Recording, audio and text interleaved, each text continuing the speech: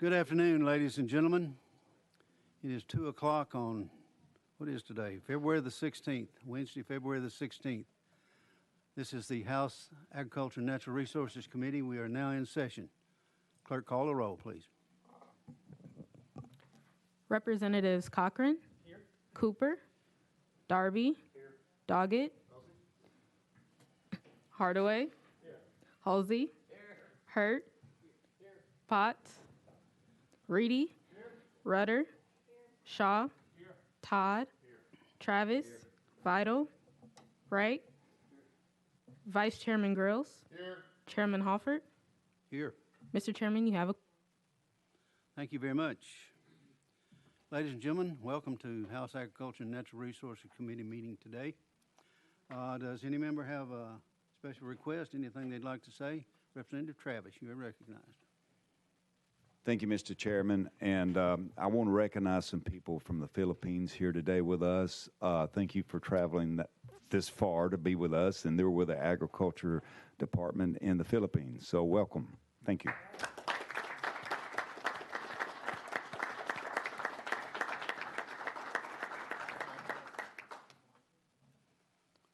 Representative Travis. Thank you, Mr. Chairman, again. Warren, thank you for bringing them. Warren, thank you.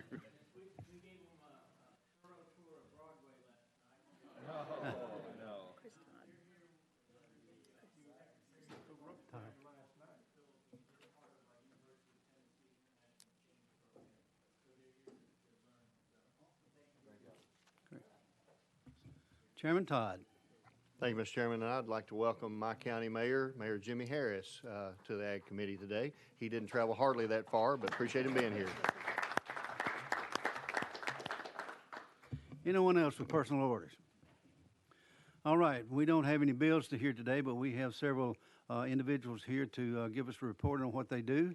And so we'll be interested to hear those, and we'll get started with that right away. We first on our list is, and gentlemen, I think I got to most of you a while ago, but three presenters here today. We have this room for an hour, so if you can stay pretty close to 15 minutes and then give a few minutes for questions after it, that would work out really well. First on our list is TDEC, that is Commissioner David Salyers, Deputy Commissioner Greg Young, and Deputy Commissioner Jim Bryson. You gentlemen are recognized.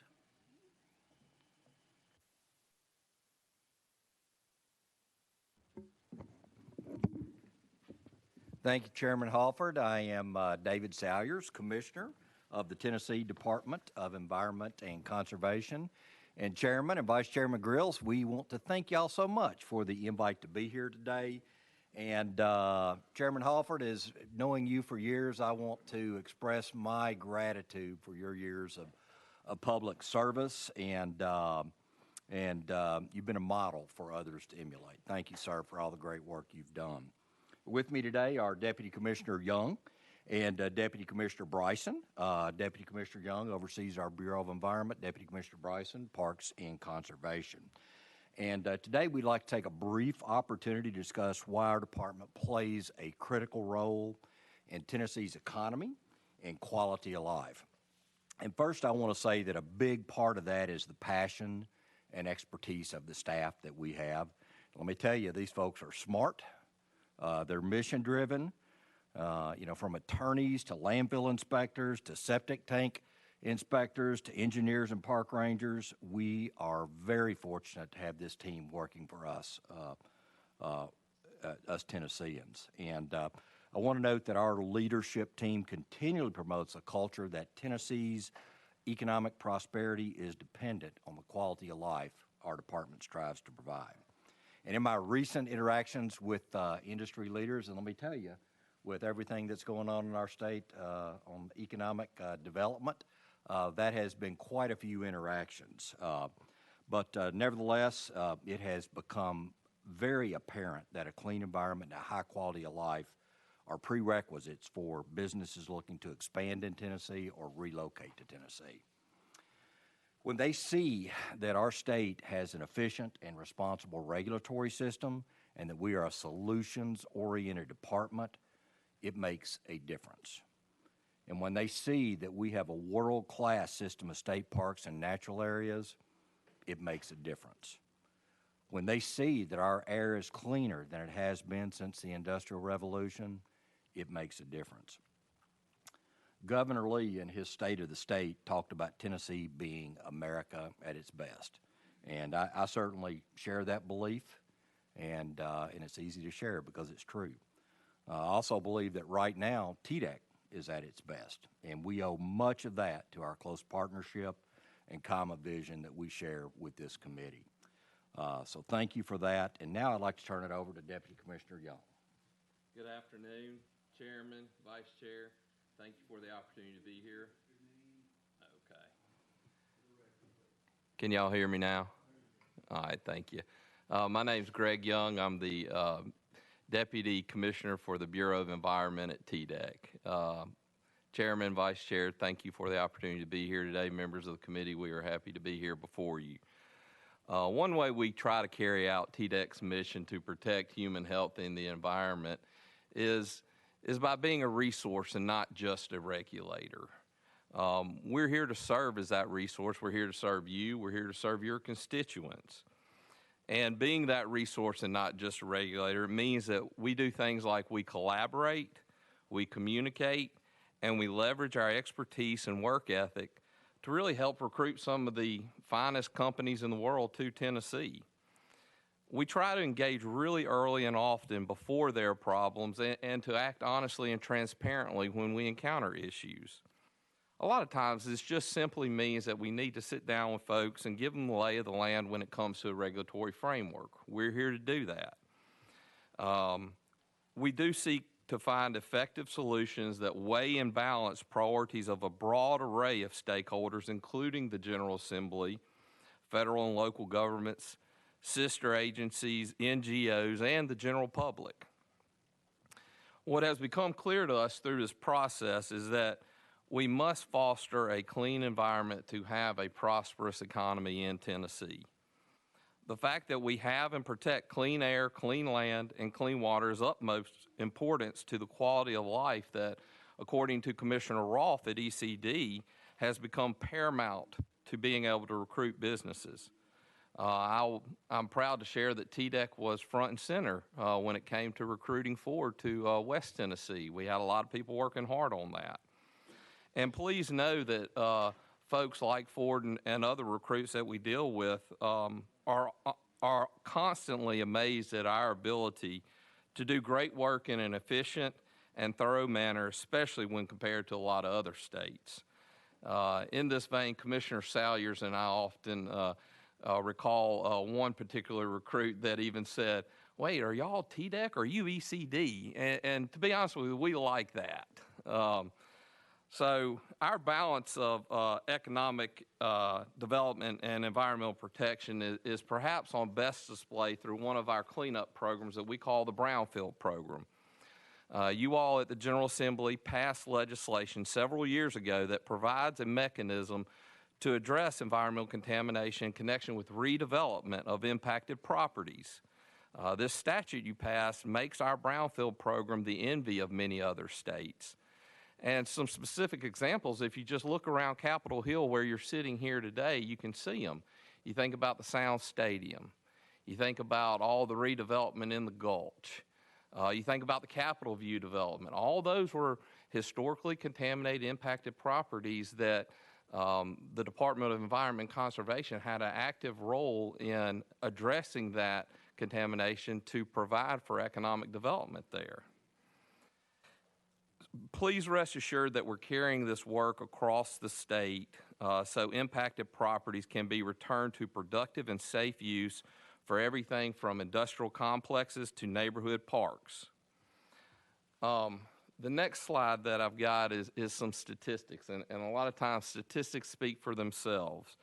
But these are particularly strong stats that I think show how TDEC is a resource and not just a regulator. Because we are in attainment for air quality, people breathe easier, and we can eliminate the unnecessary and burdensome programs like tailpipe testing. You can also see how TDEC is efficient. Companies come to Tennessee because they know we can deliver environmental permits in a timely manner. We also give back to the regulated community that we serve. During the midst of this pandemic, TDEC was able to return approximately $1.5 million in fees to our UST regulated community. Finally, TDEC is proud that we get to help make Tennessee the EV epicenter of the Southeast, if not the nation. As a final point, I must mention TDEC's ongoing work involving water and wastewater infrastructure and the disbursement of ARP funding. ARP presents a generational and transformational opportunity to improve water and wastewater infrastructure in all of your districts. Even though underground pipes rarely get the attention they deserve, the TDEC effort will ensure that Tennesseans will be able to turn on faucets, flush toilets, and I know all this sounds real basic, but it's essential to the quality of life that we enjoy. With your help, we are seeing some phenomenal cooperation in this regard.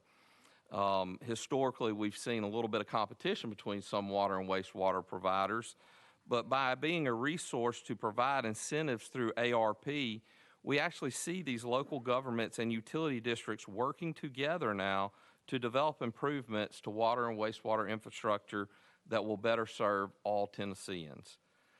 Again, thank you for your time today, and now I'll turn it over to the one and only Deputy Commissioner Jim Bryson. We're all very fortunate that there's only one. It's good to be here with you. My name is Jim Bryson. I'm Deputy Commissioner for Parks and Conservation. And if I may, before I get started, I just want to say, Mr. Chairman, I don't know if I'll be before your committee again this session, so I just want to say thank you for your service over the years and all that you have done for the state. You will be greatly missed. Thank you. The other thing I'd like to say is just to your left is a friend of mine, Becky Cantor, who I first met in about 1986, and we've been friends for all that. Where she was like 3 years old at the time. But we've known each other for a long time, and it's good to be here with you today.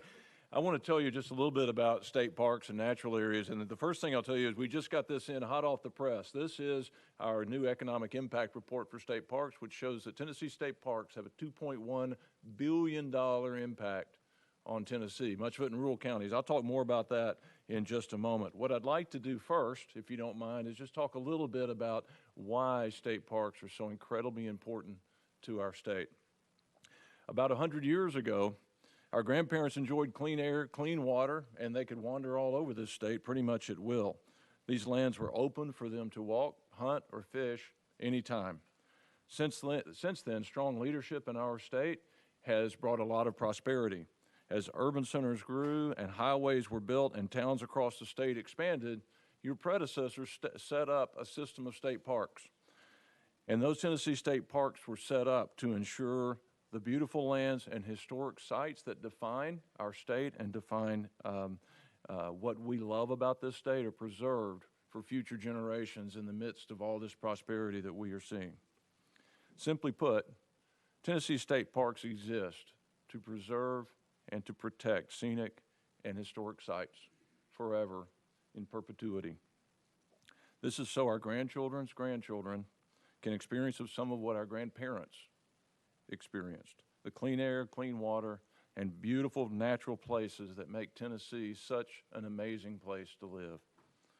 I want to thank you for supporting our 56 state parks and 84 natural areas, because you make it possible for Tennesseans to get out into these natural places and to enjoy them. Nobody has an excuse not to go to a state park. We have a state park within an hour of every Tennessean. That's unique, and it's important. Because we believe in protecting these most beautiful and important places, our state parks are mostly located in rural areas. State parks are vital to these communities. As I mentioned, state parks have a $2.1 billion impact.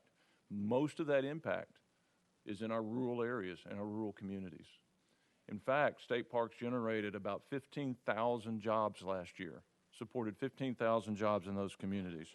State parks generated $24 million in local sales taxes. Those are taxes in your that go to your communities that come from state parks. And state parks generated $121 million in state sales taxes.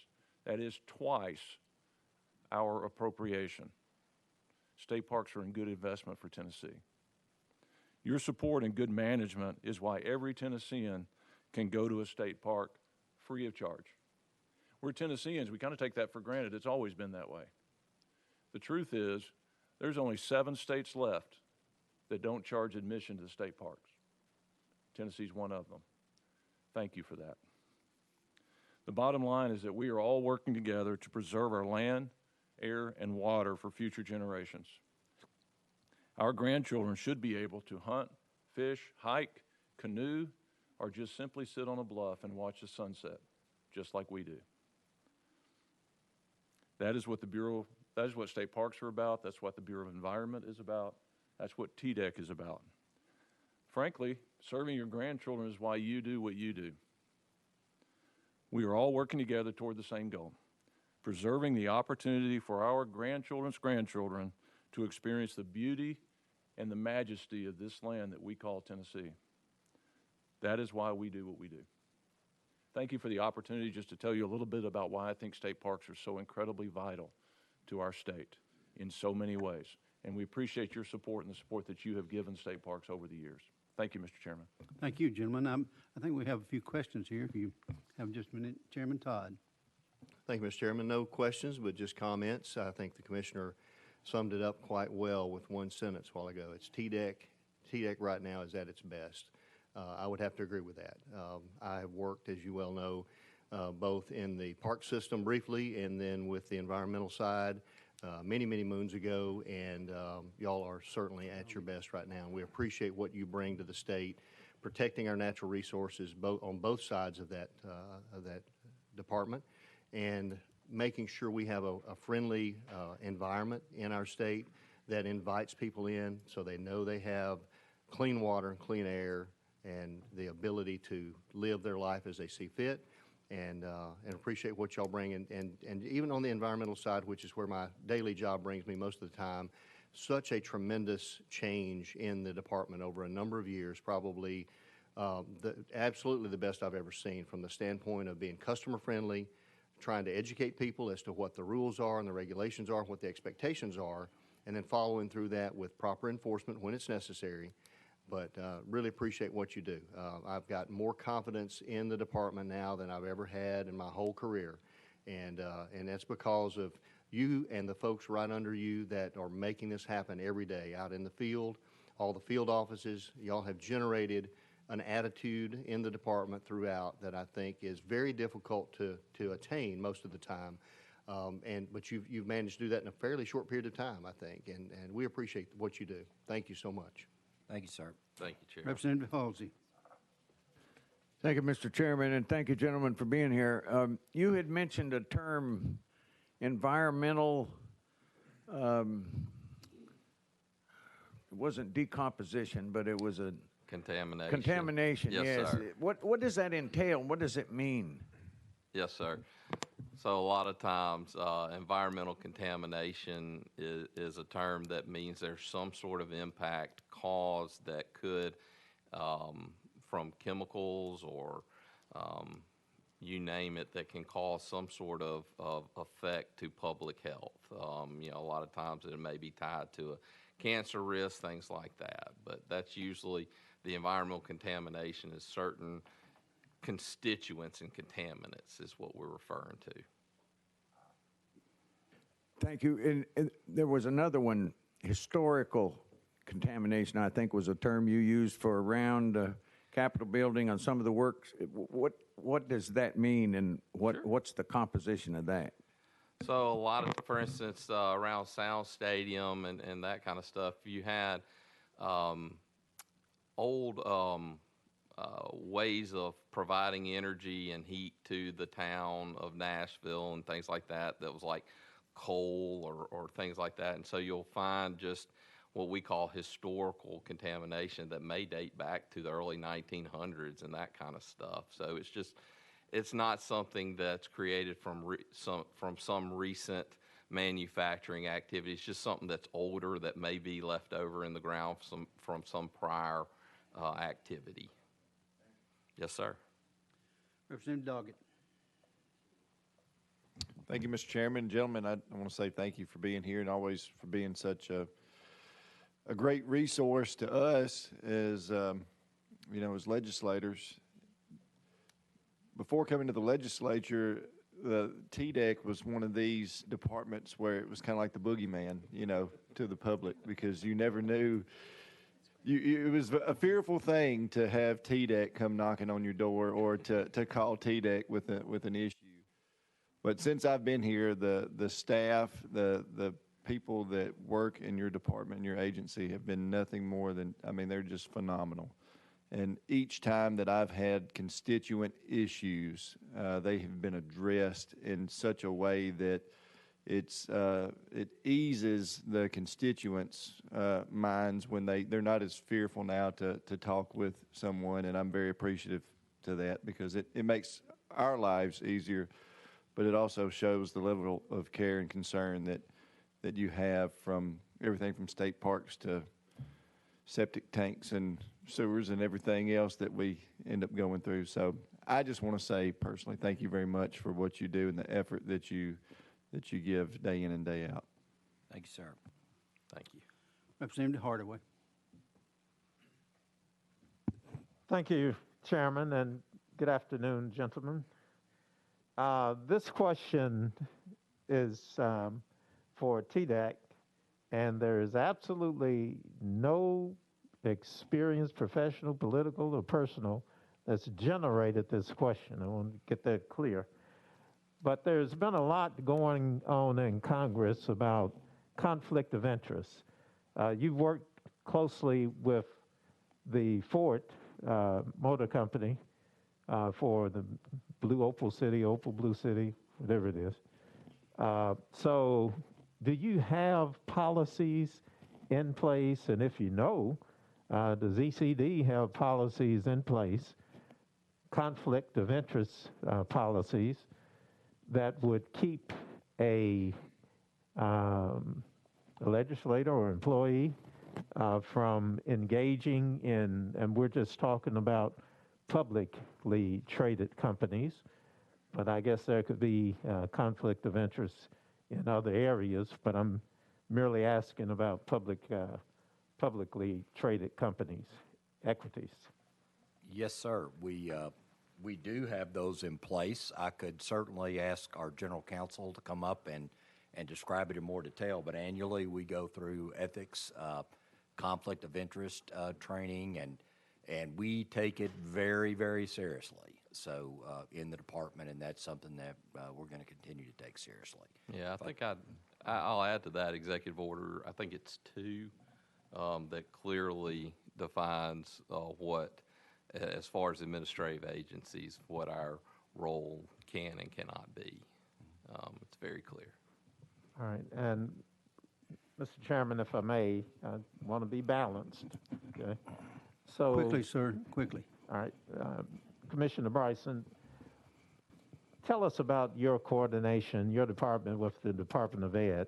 There's been a lot about outdoor classrooms, the impact of outdoor classrooms and that experience on the mental and emotional health of our students.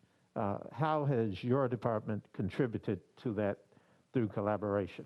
I really appreciate you bringing that up, because there's nothing, one of the things we didn't talk about was the fact that our state parks and natural areas do contribute to the physical, emotional, and mental health of Tennesseans, particularly in the last couple of years when people have gotten out in droves to go to the parks. We're beginning conversations with the Department of Education to work on some plans that we have to bring more students to our parks. And we have worked with our Conservancy, which is our nonprofit arm, to raise money to be able to help the school systems be able to afford buses and drivers to bring students into the parks, and where they can have a program that's given to those students that actually is coordinated with the state curriculum. And so they come and they don't lose a day of school because they're actually getting a program coordinated with the curriculum. So we're working on that, but it's not where it needs to be, and we want to improve that if we can, because we feel that education is a very important part of what State Parks does. All right, thank you, and thank you, Chairman. Representative Vital. Thank you, Mr. Chairman. My remarks will be very brief and directed towards state parks. I just want to say I appreciate our state parks. I've been a lover of national parks for many, many years, as you know, Commissioner, and we have some wonderful state parks. The fact that they're free is an added benefit to Tennesseans. I would say that the history of our state parks. Many of them are rooted in the CCC days. They were developed, our trails, our cabins, and I just would like us to look at the opportunity as we look at reinvestment in the state on many fronts, that we look at some of the deferred maintenance in our state parks. We've made some new capital investments, like at Fall Creek Falls and other places, but we do have a lot of deferred maintenance, and the analysis and inventory of deferred maintenance is something that only gets more expensive year after year. And as people move to Tennessee and choose Tennessee because it's a great place to live, work, and to recreate, we must continue to invest in our existing state parks for the deferred maintenance. So thank you for those comments. Yes, sir, you're recognized. Thank you, Mr. Chairman. And I appreciate that, Representative, because we've talked a lot about particularly parks in your area. We had, when we came in, when this administration came in, we had $82 million of backlog deferred maintenance. Our department, I'm gonna brag on my folks a little bit, our department has been getting what we call 120% efficiency. And what I mean by that is that when we get money for deferred maintenance, we're actually accomplishing 20% more work with the money that we get over the past almost 3 years now. Because of that, this budget includes the money that we need that's coming through now that the governor's proposed, includes the money to actually wipe out all of that small dollar deferred maintenance. It'll take a few years to work through the system, but we have an opportunity to do that, and we're really excited about that. Thank you.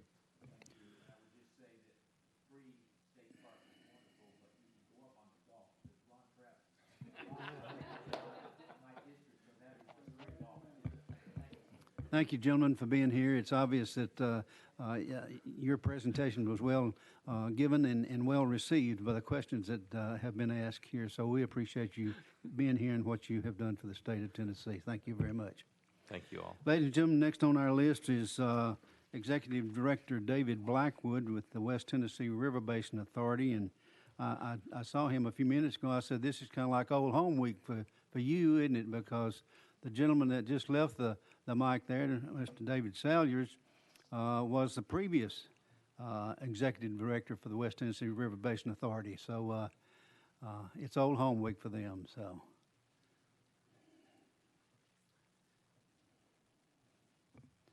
Mr. Blackwood, you are recognized, and would you identify yourself and your guests? Sir, my name is David Blackwood. I'm the Executive Director. Is the red light on there? It's on. Am I on? Push it again. Oh, there we are. There you go. Sorry. David Blackwood, Executive Director of the West Tennessee River Basin Authority. With me is my Executive Assistant, Ms. Paige Keith, and my Chairman, Mayor Jimmy Harris. And we got that taken care of? All right. So thank you for having me here today, Chairman Hoffers, members of the committee. I'm always excited to come and share the important work of the biggest little agency in West Tennessee, and that's the West Tennessee River Basin Authority. We've been around since the 1970s and have been a well-kept secret of West Tennessee, but I think the word's starting to get out, and that's a good thing. I couldn't be any prouder of our team, the work that we do, or the state that we serve. It's truly an honor.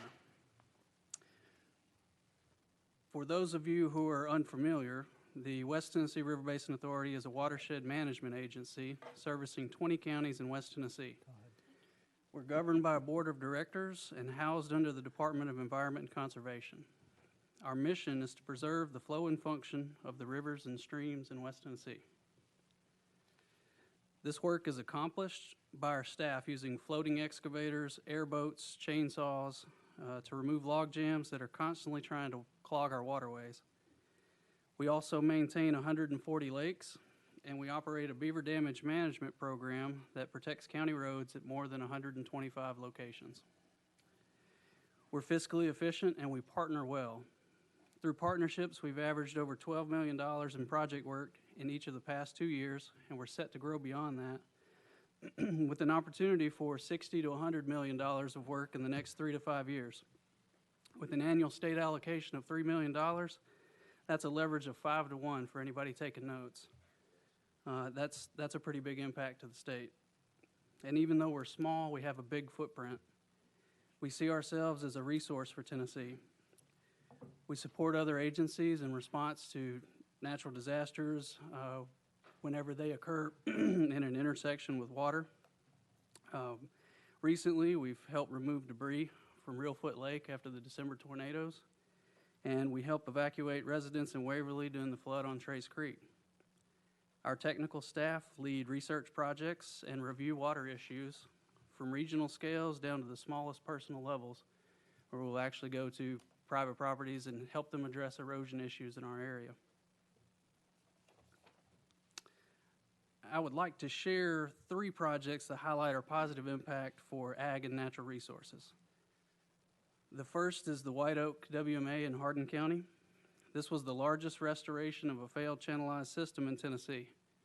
There's 12 miles of natural channel reconstructed, 4,000 acres of forested wetland restored, reduced flooding on nearby farms, which repaired some strained relationships, and we did it all for 25% under our $4 million budget.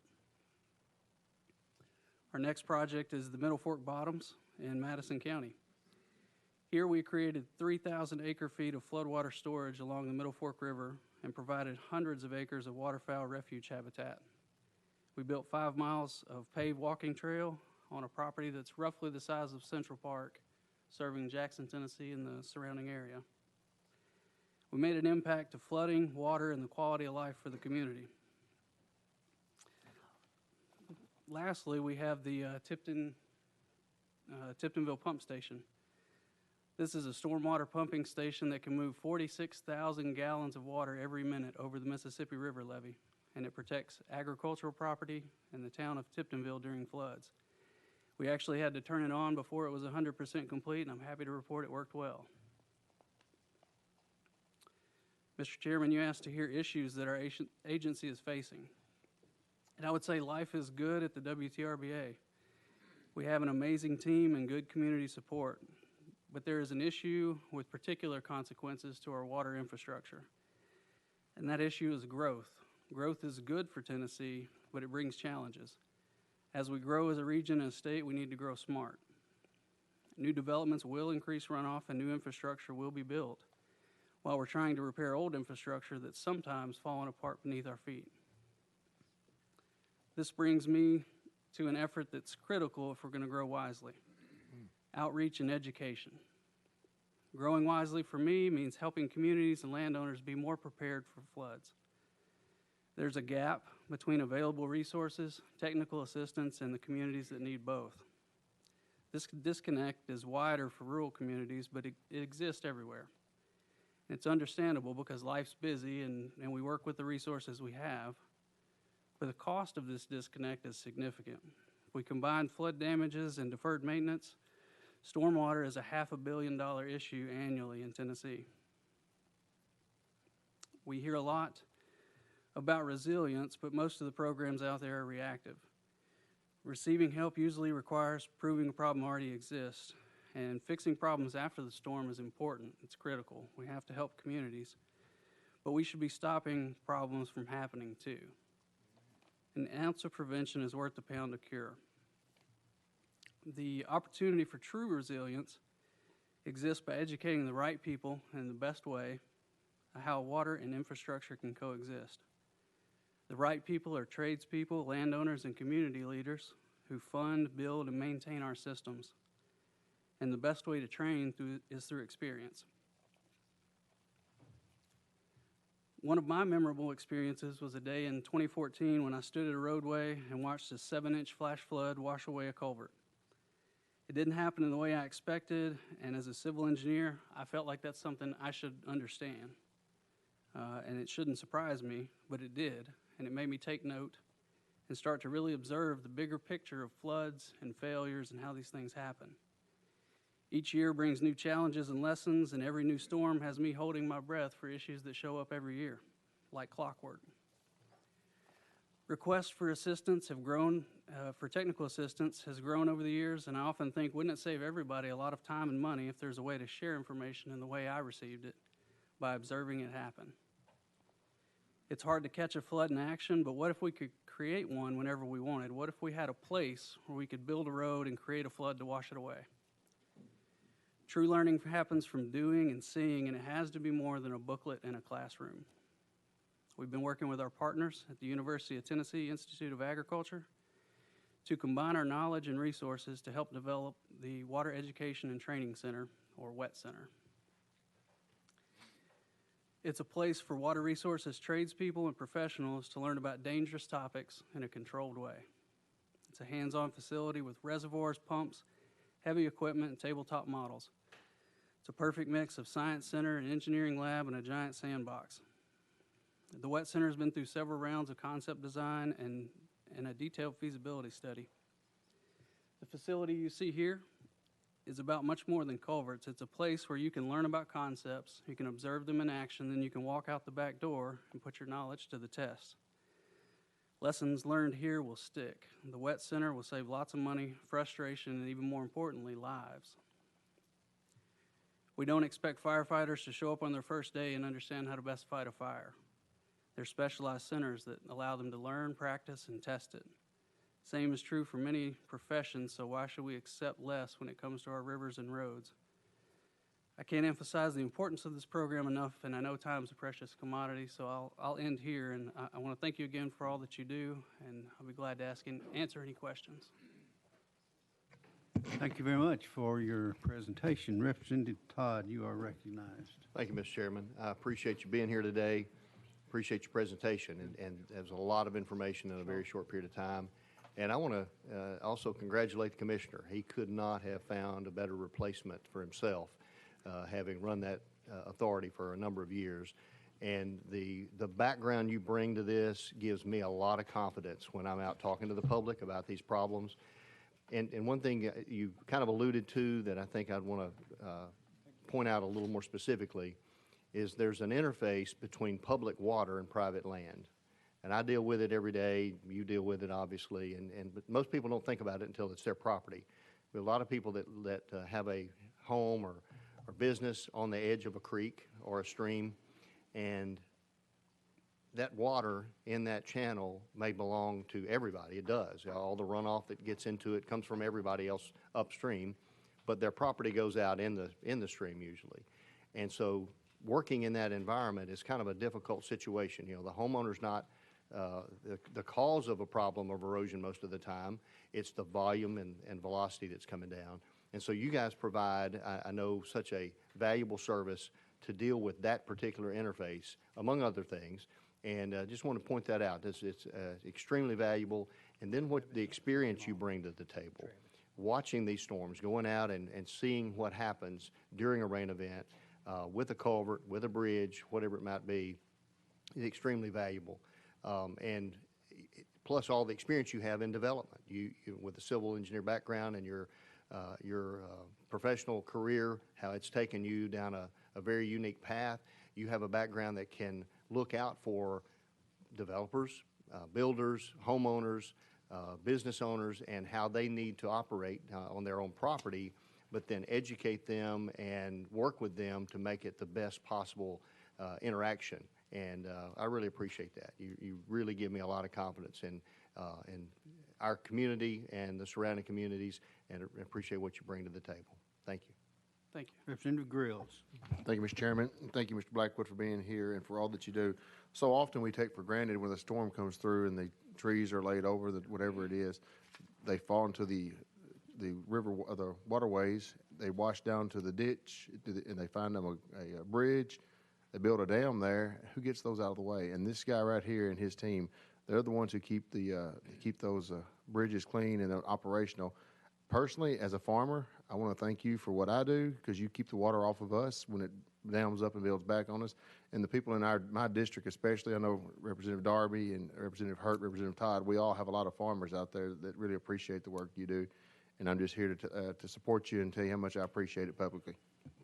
Thank you, sir. Representative Shaw. Thank you, Mr. Chair. Thanks so much. Thank you for being here today. I'm very familiar with what you do. In fact, I used to be on your board a long time ago. Yes, sir. I remember that. And I want to kind of just get right down to the nitty gritty, because we're sitting here telling you how much we appreciate you, and we do. And you got to be in rural West Tennessee, got to be a farmer, someone like that, to know exactly what you do and how you protect us. What is your budget now? Our budget, our combined allocations from the state are about $3 million. 1.4 for our operational budget, and about 1.6 for our capital maintenance. Do we, and I know this, you could take this as the way, but do we really give you enough money to do the job you need to do, or do we just brag on you? So far, yes, sir, you support us well. Okay. That's my concern. Now, I because- could always use a little bit more. We can leverage and don't be shy, but. And I do know that we do more bragging sometimes than we do putting money in the program. So I'm really serious about this because I know how important your work is and what you do and how much you protect us in many ways. So I just wanted to know if we were just being fairly fair with you.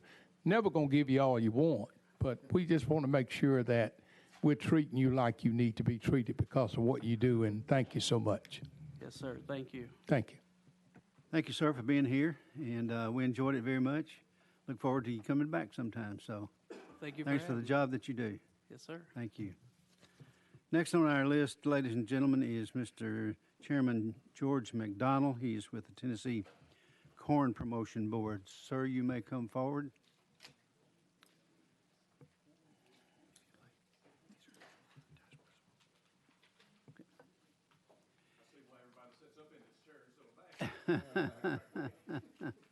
Please give us your name and what you do for the record, please.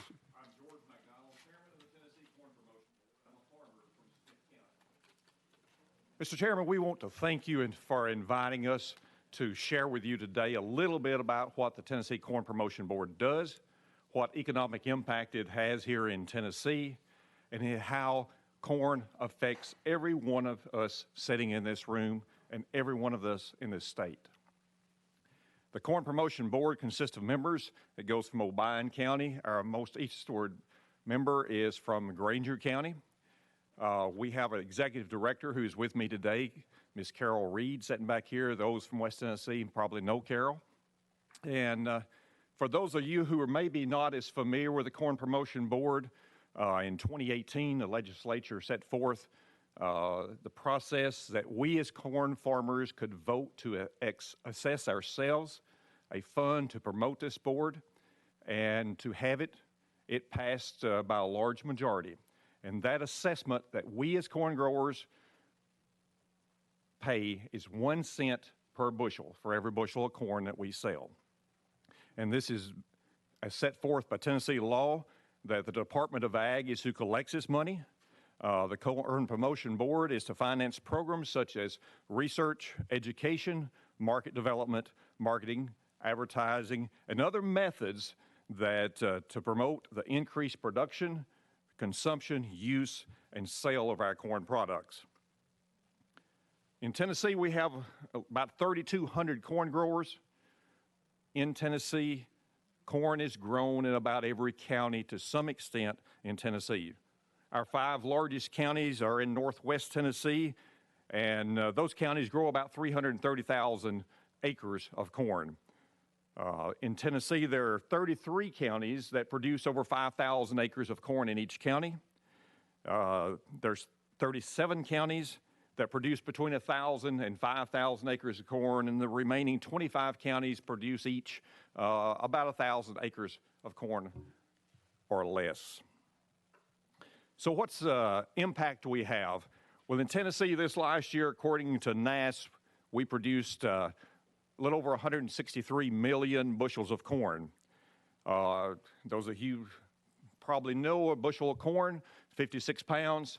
Putting that in a perspective that you could relate to your constituents about what kind of volume we're talking about, just to haul that corn one time. And corn always gets hauled more than once from a farm. It'll take over 181,000 semi-loads of corn just to move that. It'll take over 46,000 rail cars to move what corn is grown in Tennessee, and it'll take nearly 3,300 barge loads of corn to move that. So, Mr. Chairman, infrastructure is critical to us in Tennessee and critical for corn growers. Last year, corn growers in Tennessee averaged about 170 bushel per acre at $5.50 a bushel average price. That puts average corn receipts in Tennessee at about $900 million. The price of corn, of course, fluctuate because it's a commodity that's traded. And over the last 20 years, those volatilities in the market have been from $1.88 per bushel to the high in 2012 of $8.24 a bushel. And today's price in January, or the price was in January, of a little over $6 per bushel. So there's a lot of volatility within this. Directly, corn has created over 9,800 jobs in Tennessee, and indirectly an additional 6,500, so a total of over 16,000 jobs directly and indirectly related to corn. And of course, when you're talking to your constituents and they're driving by a cornfield, they're probably thinking, oh my, we're going to eat all that corn on the cob this summer. Well, that's not really what you're seeing. It's a dent corn that we use for commercial production. And, but there are thousands of uses of corn. And as a Corn Promotion Board, we always say Tennessee corn is everywhere, every day. And what I mean by that is, you ask the consumer, do you use any corn? No, we don't use any corn. We eat some this summer, but that's about it. Reality is, when you go in a grocery store, over 4,000 items in that grocery store have a corn or corn byproduct that's related to it. You know, it's from the proteins that we eat, from the beef, from the pork, from the chicken, from the fish that are fed corn. It's from the ketchup, the dips, the dressings, the pretzels, the soft drinks that you drink, the mushroom soup that you use that you would never think of for corn, the alcohol that you use to heal a wound with, the makeup powder, the baby diapers, the water bottles that have corn products to make those bottles, which are sustainable. But in Tennessee, our largest user of corn is our livestock industry. They are the largest user of corn. Our second largest user of corn in Tennessee is our renewable energy, ethanol. In your handout today, there is a sheet talking about our ethanol industry in Tennessee. And what we always like to say is corn energy is green energy. It's renewable by Tennessee farmers every year. Now, I can't argue with you, though, that crude oil is renewable also. It just takes a few million years to renew it. Corn renews every year. There's 3 ethanol plants in Tennessee, and they use a large percent of the rest of our corn. And of course, in Tennessee, there's another alcohol plant, a little different type of alcohol, Jack Daniels. They are a large user of corn in Tennessee. They crush about 14 million bushels of corn a year. And in addition to that distillery, there's numerous other distilleries in Tennessee that are now using Tennessee corn, and they're proud to be using that Tennessee corn. I personally deliver to one of those corn distilleries, and they're happy to promote it as Tennessee corn. People buy local, and they want to know where it comes from. So what has Tennessee Corn Promotion done here lately? This last month, we had one of our biannual meetings that we have. We funded over $440,000 to help research for farmers to our universities, to help make corn a more profitable crop and to be more environmentally sustainable. We, since our inception, have collected, or the Department of Ag has collected, and the board has been in charge of a little over $3.5 million that we're using. A farmer has the right to request that money back if they don't believe in that program, rightfully so. But we're happy to say, for example, last year, we refunded $3,530 to 4 farmers. All the rest of the farmers obviously were pleased with what we were doing and how we were promoting corn in Tennessee. Some of the issues that we're facing, I don't know if any of you have heard about this before, but there is a little buzzword around called supply chain. I don't know if any of you have heard about that, but agriculture is not immune to that either. We are facing all kinds of supply issues, whether it be from inputs, whether it be from parts, from equipment, as Representative Grills back here very well knows what I'm speaking of that. We need to continue our green belt. As farmers, and being a farmer here in Middle Tennessee, our real estate values are running like crazy high. We as farmers need that break, because just because our land may be worth 5-6 times on the market for what it's worth for agricultural purposes, that does not cause us to generate 5 to 6 times extra revenue from that land. As I told you earlier, the infrastructure, whether it be roads, whether it be water, we've heard about water issues already, or our rail system. Some of you are very familiar. Fertilizer prices for our farmers this year have gone up 300 to 400%, another issue. Some of our herbicides last year I was buying for $2,700 per large tote. That same product this year we've bought for $11,000 per tote. Our commodity prices may be higher, but our inputs, I'm afraid, are going to outpace what we're doing. We would like to continue to have the right to farm, Mr. Chairman, in Tennessee. That's something that we as farmers take for granted, our right to farm. We want to always help everyone remember, agriculture and farmers need that. We want to have the right to repair our own equipment. Some companies are wanting to take that right away from people. And we want to continue something that you don't hear us spoken of very often, is the right to move our agricultural equipment on state and county roads legally. Please, we need to keep these things in our mind. Mr. Chairman, we thank you for the opportunity to be here, to address you, and I was really kind of nervous when TDEC was speaking. Nothing wrong with that, because I was enjoying it too, but it was kind of like being the speaker right before lunch break. I was going to run out of time, but I made it. And I told Carol I would talk fast, so if there's any questions, I'd be happy to entertain those. You want to have a question for our guest?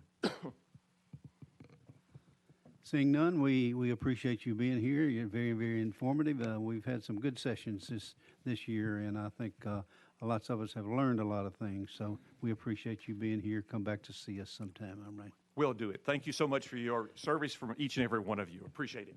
Ladies and gentlemen, that finishes our business for the day. I would entertain a motion to adjourn. Hang on just a minute. I want to take a picture with everybody here, so don't run away.